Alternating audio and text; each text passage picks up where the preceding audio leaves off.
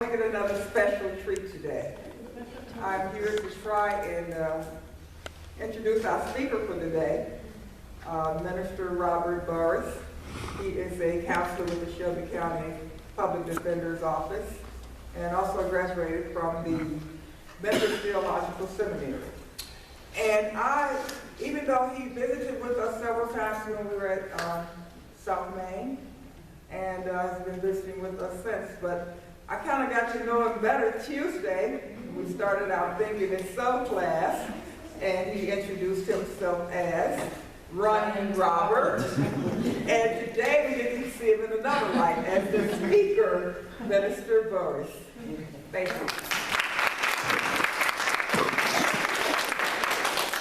Good morning, Open Heart. Good morning. I guess that is my name, Robert S. Burress. For all of you that did not know me, I am Robert Burress again. I count it a privilege as well as an honor to stand before you this morning. I'm not long-winded. So I'm one of those people that I like to get straight to the point and talk about what I'm going to say. And the theme for the month, talking to yourself, is fine. Just knowing what to say to yourself. Is that being that by profession I am a counselor, self-help is one of those things that strongly encouraged in my field, is to be able to speak to yourself in a way to uplift yourself and to cause yourself to be able to make more rational decisions. And of course, as you all know, now I work with juveniles every day, and I don't like to call them juveniles, but I know that's what everybody else calls them, but I like to call them my kids and sometimes my clients. And a lot of times when you're turning on the TV and you're seeing all these things they're doing, is that I have the privilege of being able to sit down with them and with their families, and then I get the chance to see a different light of each one of these individuals. And you'll be very surprised to know that most of these kids that you see on the TV, they come from very similar backgrounds as we all do. Some of them are just in different situations where maybe poverty or education is not a precedence or as an issue, and it causes problems. And then when I look at it also from the aspect of Maslow's hierarchy of needs, is that if I can't meet your basic needs, then it's going to be kind of difficult for me to be able to counsel you or say that you need anger management or something of that nature. So it makes me think about a proverb which says, be careful about what you're thinking, is because your life is shaped by your thoughts.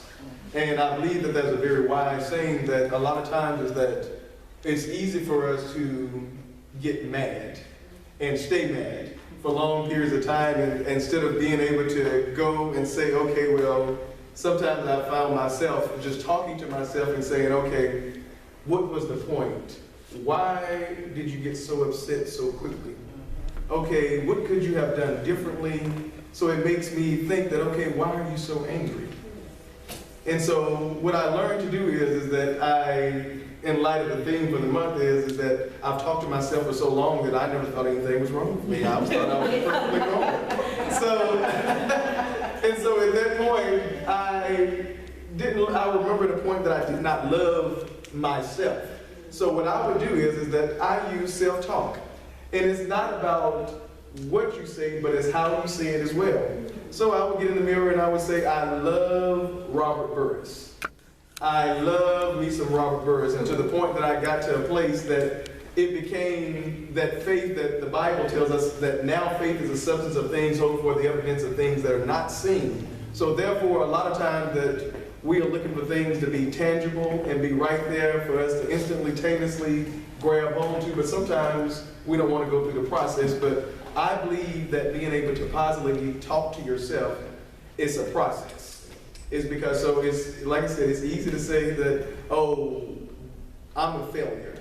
Oh, and then the famous line is that, oh, I'm so fat and I can't do this. And we defeat ourselves before we even put ourselves out there to say that, oh, I can do this. So it makes me think about the little engine that could. You know, the story when I think I can, and so to me, every day you have to take one more step to say, I think I can, till you get to a place to say that I know I can. And when you finally get to that place to say, I know I can do this, to me, that's when you begin to live your best life. is because it's easy for me to stand up here and tell you that everything is going to be all right from my perspective. But when I don't know your situation, it's kind of difficult for me to say that. So every day that I go to work, what I do is that I wake up every morning, and before I go to work, I say that I am at peace. And every time that I say that I'm at peace, I allow myself to be as calm as I possibly can, is because when I go into my office, when I see each one of these young people, I see them as equal parts to me.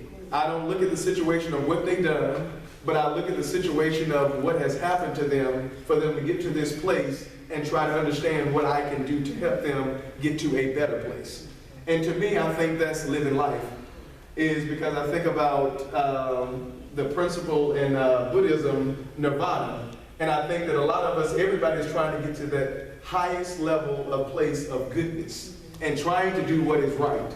And even though, as I grew up in the country, is that they used to say this saying that every time you turn to the left, you turn to the right, there's confusion, there's misunderstanding, but nobody is willing to take the initiative to stand out on faith and say that, okay, we can do this, I can do this.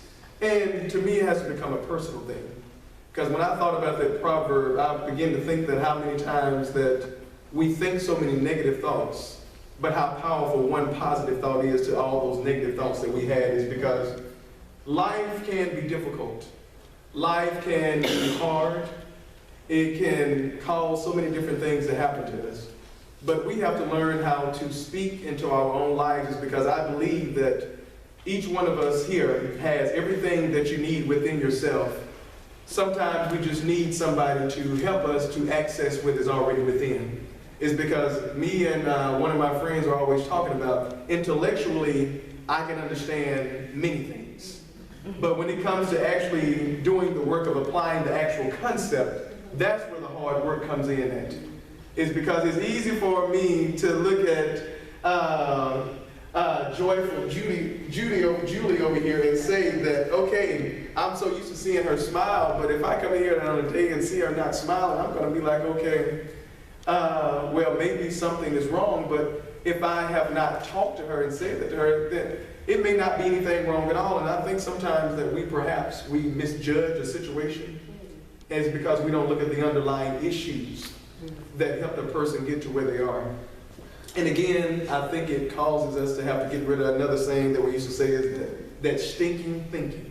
It's because that stinking thinking is what has caused many of us to get into situations and have problems that we would not have had. And it's not that we did not know the consequences, quote unquote, before we dived into it.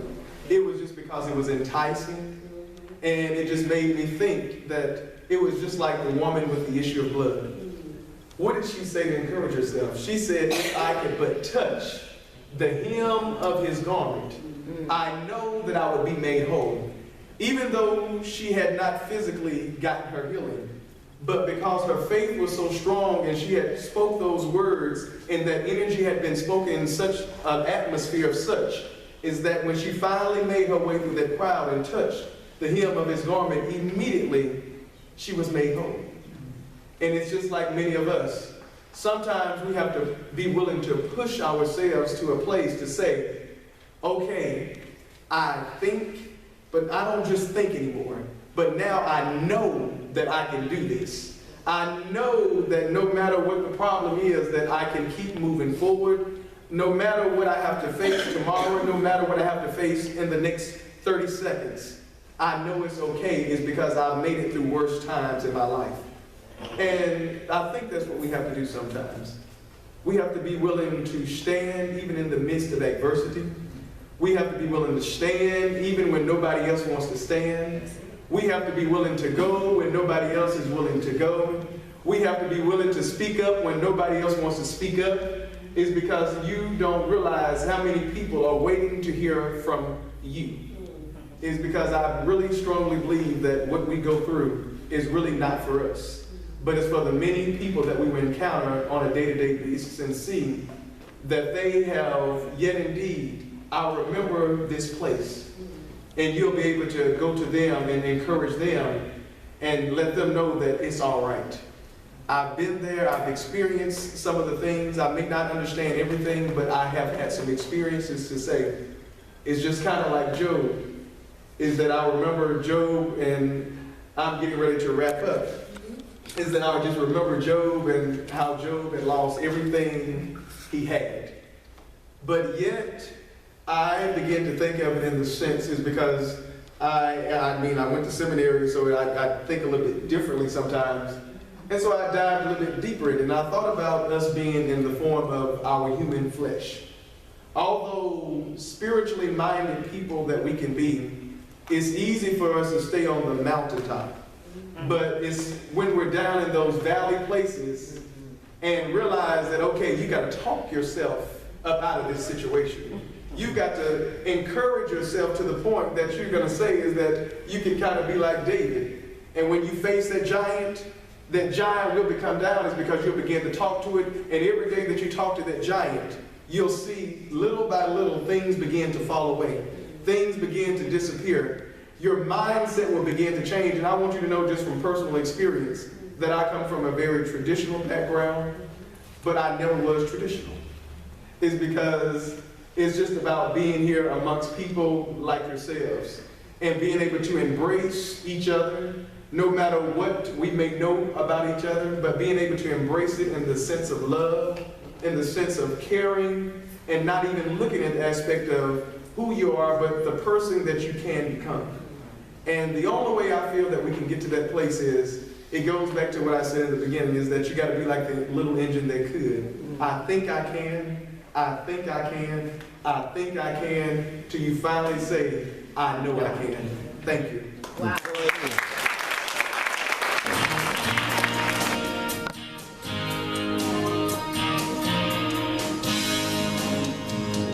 15 minutes left to throw me together.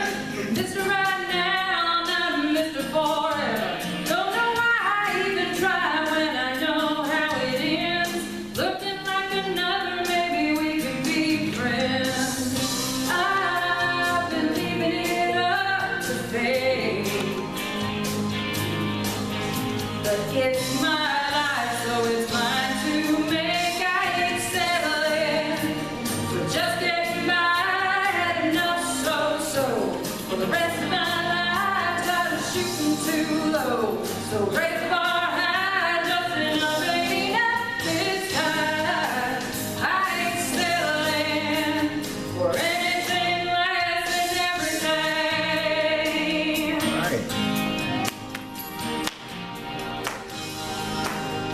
With some good red wine and my brand new shoes, gonna dance a blue streak around my living room. Take a chance on love and try how it feels. With my heart wide open, yeah, you know I will. Find what it means to be the girl. Change her